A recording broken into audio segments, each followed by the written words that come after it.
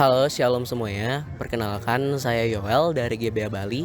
Dan kali ini saya akan membawa renungan yang judulnya itu adalah Nama Allah yang Kekal. Kita adalah orang-orang kudus, orang-orang Kristen. Dan saya yakin banyak dari antara kita yang mengaku sebagai orang-orang Kristen dan orang-orang kudus juga.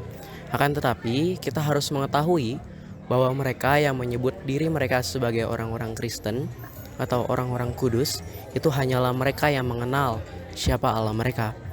Maka kita sebagai diri yang menyebut sebagai orang-orang Kristen, kita itu harus mengenal siapa nama Allah yang kita sembah. Allah itu menciptakan sorga, malaikat, dan juga angkasa, bumi beserta segala isinya, baik itu tumbuh-tumbuhan, baik itu hewan, atau apapun itu yang ada di dalamnya. Allah menciptakan segala sesuatunya. Dan dalam perjalanan kehidupan manusia menemukan begitu banyak agama, kepercayaan, dan keyakinan, sehingga timbul banyak sekali yang namanya dewa-dewa atau ilah-ilah. Perlu kita ketahui bahwa dewa-dewa atau ilah-ilah ini itu adalah roh-roh. Jadi apa itu roh? Roh itu adalah yang tidak dapat kita lihat dengan panca indera kita, yang tidak dapat kita rasakan dengan panca indera kita. Maka kita tidak dapat melihat roh, kita tidak dapat meraba roh, kita tidak dapat mencium roh, karena roh itu tidak bisa kita lihat, tidak bisa kita rasakan. Dan dewa-dewa itu termasuk dari antara yang namanya roh-roh itu. Maka kita yang mempunyai Allah yang kita sembah itu juga adalah roh. Akan tetapi ada suatu hal yang membedakan antara Allah yang kita sembah dengan Allah-Allah lain atau Allah-Allah kecil atau juga yang disebut sebagai ilah-ilah.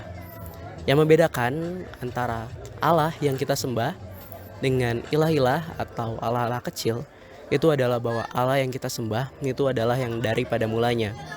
Ia adalah Allah yang berada dengan sendirinya dan sendirian. Maka ia bukanlah ciptaan, tetapi ia adalah yang menciptakan kita. Kita coba baca di dalam Keluaran 3 ayat 13 sampai dengan 15. Saya bacakan. Keluaran 3 ayat 13 sampai dengan 15.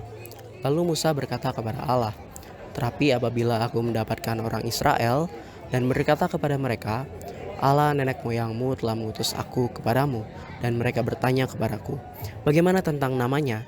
Apakah yang harus kujawab kepada mereka?" Firman Allah kepada Musa, "Aku adalah aku." Lagi firman-Nya, "Beginilah kau katakan kepada orang Israel itu, Akulah aku telah mengutus aku kepadamu." Selanjutnya berfirmanlah Allah kepada Musa, "Beginilah kau katakan kepada orang Israel, Tuhan Allah nenek moyangmu, Allah Abraham, Allah Ishak, dan Allah Yakub telah mengutus aku kepadamu. Itulah namaku untuk selama-lamanya, dan itulah sebutanku turun-temurun." Ya, jadi kalau kita lihat di ayat tadi, di Keluaran 3 ayat 13 sampai dengan 15, sebenarnya di situ Allah ingin menyatakan bahwa aku adalah aku. Artinya, aku adalah yang berada daripada mulanya. Aku adalah yang menciptakan segala sesuatu. Jadi kalau kita lihat, sorga itu kita katakan sebagai tempat tinggal Allah. Sering kita katakan seperti itu, bahwa sorga itu adalah tempat Allah tinggal. Kita sering mengambil itu dari kutipan doa Bapa kami, yaitu Bapa kami yang di sorga. Akan tetapi sebenarnya sorga itu bukanlah tempat kediaman Allah, bukanlah tempat di mana Allah itu berada. Karena Allah itu menciptakan segala sesuatu di dalam dirinya, dan karena itu tidak mungkin ada sesuatu hal yang lebih besar dari Allah. Karena jika Allah itu kecil dan ada sesuatu yang lebih besar, misalnya Allah tinggal di dalam suatu ciptaan, maka itu artinya Allah itu kecil. Dia bukanlah yang menciptakan, akan tetapi ia adalah yang lebih besar dari segala sesuatu. Kita coba baca di dalam Kolose 1 ayat 16. Kolose 1 ayat 16 saya bacakan. "Karena di dalam Dialah telah diciptakan segala sesuatu yang ada di sorga dan yang ada di bumi, yang kelihatan dan yang tidak kelihatan, baik singgasana maupun kerajaan, baik pemerintah maupun penguasa, segala sesuatu diciptakan oleh Dia dan untuk Dia. Maka Allah yang kita sembah itu adalah yang menciptakan segala sesuatu di dalam dirinya. Lantas, apa itu kerajaan sorga? Kerajaan sorga adalah tempat bagi para malaikat untuk tinggal. Jadi malaikat itu adalah mereka yang diciptakan untuk melayani, menyembah, dan memuliakan Allah. Maka malaikat itu diciptakan serentak oleh Allah. Misalnya jumlah malaikat itu ada 2 miliar. 2 miliar ini bukan diciptakan seperti manusia, di mana mereka harus bereproduksi terlebih dahulu sehingga mereka dapat memperbanyak keturunan mereka. Akan tetapi malaikat itu diciptakan itu secara berbarengan, secara bersamaan, dan jumlahnya itu sudah pas ditentukan dari awal. Maka malaikat itu misalnya ada 2 miliar, disitulah diciptakan 2 miliar secara langsung. Tidak ada yang namanya penambahan keturunan. Maka Yesus sendiri mengatakan di Perjanjian Baru bahwa tidak mungkin ada malaikat itu bisa kawin atau mengawini. Nah, di sini sorga sebagai tempat tinggal para malaikat. Para malaikat ini diberi tugas untuk melayani, menyembah, dan memuliakan Allah. Akan tetapi, ada beberapa dari mereka, seperti yang kita tahu, yaitu Luciel, itu membawa 1/3 dari sejumlah malaikat yang ada di sorga. Maka mereka ini, itu jatuh, dan mereka inilah yang akhirnya membuat agama-agama, kepercayaan, dan keyakinan untuk umat manusia percayai. Jadi mereka ini adalah roh-roh. Akan tetapi mereka adalah roh-roh yang diciptakan. Maka kalau di Alkitab kita menemukan ada ayat di mana itu mengatakan Allah-Allah, dan Allah-Allah itu A-nya ditulis dengan huruf kecil. Itu artinya Allah-Allah itu adalah yang diciptakan, bukan sebagai yang pencipta. Tapi Allah yang kita sembah itu adalah Allah yang menciptakan. Ia adalah Allah yang daripada mulanya. Aku adalah aku. Kita itu adalah ciptaan.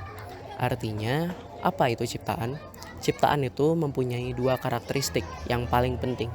Yang pertama itu adalah bahwa ciptaan itu tidak bisa hidup tanpa adanya pertolongan daripada Allah. Yang kedua adalah bahwa ciptaan itu sementara. Ini dapat kita lihat dari kehidupan kita sendiri. Kita sebagai manusia, kita bisa menikmati hidup sampai usia 60 tahun, 70 tahun, 80 tahun.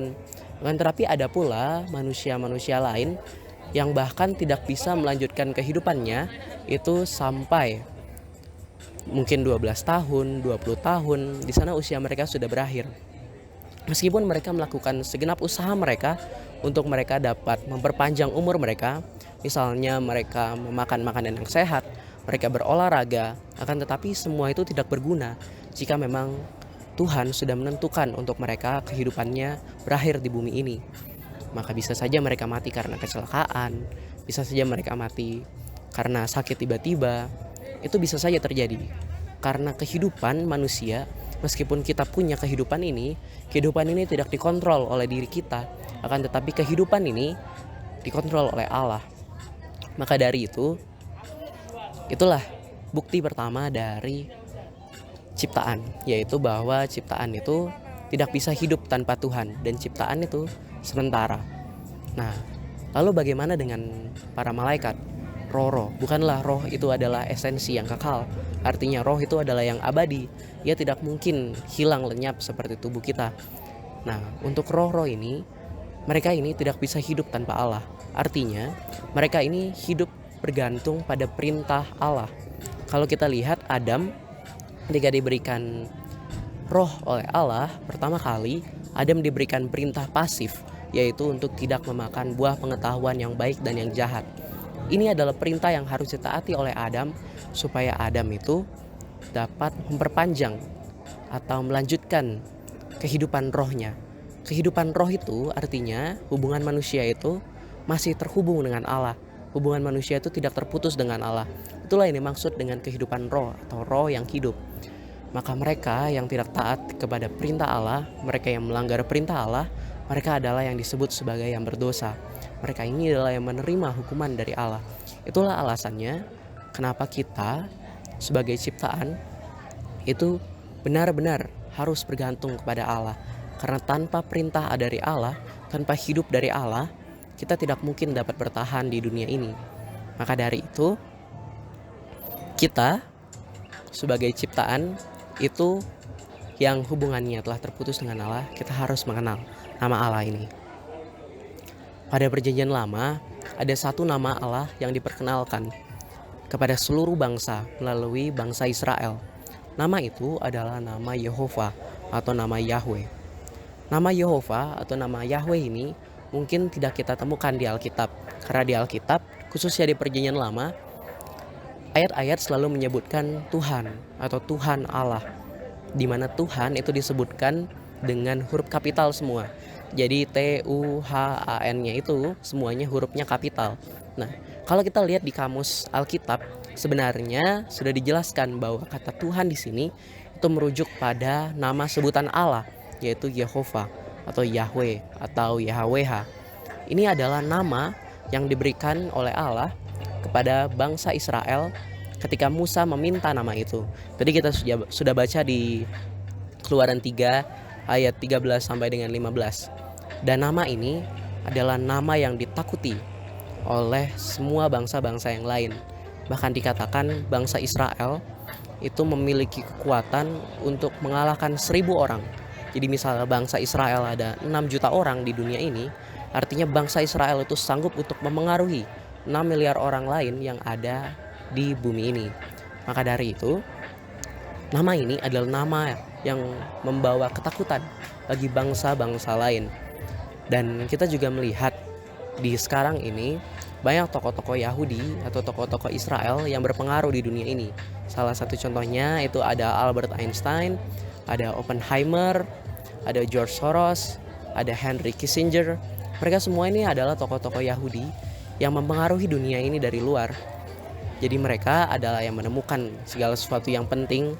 Mereka adalah yang memberikan pengaruh-pengaruh penting di dunia ini, entah itu di situasi geopolitik atau dimanapun. Itu semua karena mereka takut dan takluk kepada nama ini.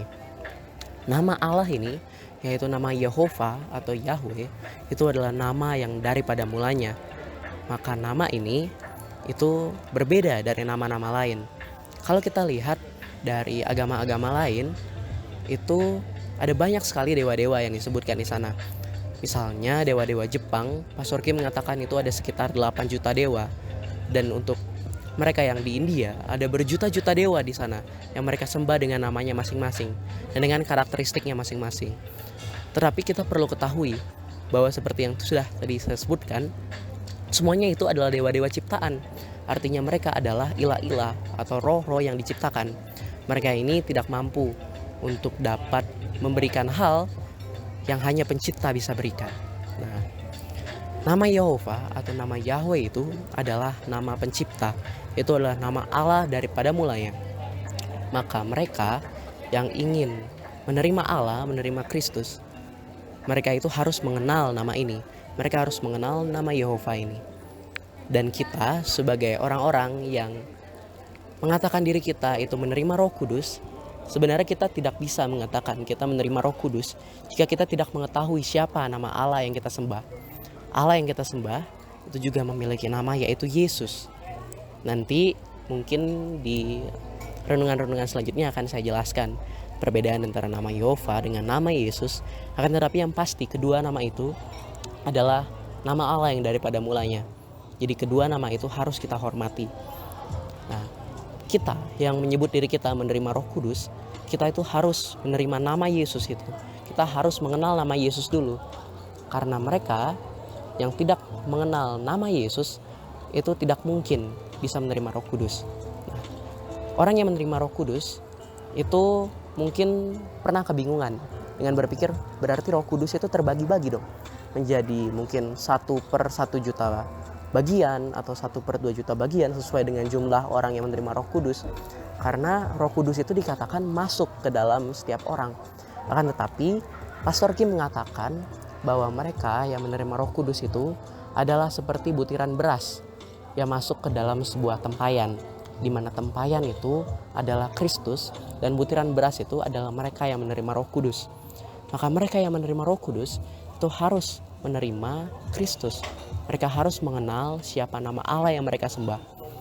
Dan nama Allah yang kita sembah itu adalah Yesus, nama Allah yang daripada mulanya. Maka kita harus sungguh-sungguh mengenal nama Allah itu, dan kita tidak boleh menganggap enteng atau remeh nama itu. Karena nama itu adalah yang membawa keselamatan untuk kita. Itulah perbedaan antara nama-nama Allah yang lain dengan nama Allah yang daripada mulanya. Mereka, Allah-Allah lain itu tidak dapat memberikan kehidupan atau keselamatan pada roh jiwa kita. Karena yang bisa mereka kendalikan itu hanya tubuh. Akan tetapi Allah yang daripada mulanya, yaitu Allah yang kita sembah, itu adalah mereka yang mengendalikan tubuh. Bukan hanya tubuh, tetapi juga roh dan jiwa. Maka kita itu harus mengenal nama itu. Sekian mungkin penjelasan dari saya. Terima kasih. Sarange.